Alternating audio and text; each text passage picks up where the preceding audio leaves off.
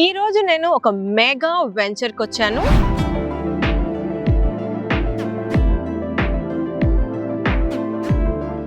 LB Nagar కి very near by, just 30 minutes drive లో 120 acres లో ఉన్న ఈ హ్యూజ్ మెగా లేఅవుట్ కి వచ్చాను. దీని పేరు ముజ్రా గ్రీన్ ఫీల్డ్స్. ఇది ప్రజెంట్ చేస్తున్న వారు ముజ్రా ప్రాపర్టీ డెవలపర్స్ వారు. సో ఇక్కడ మనకి స్వాగతం చెప్తూ మనని ఇన్వైట్ చేస్తున్నారు.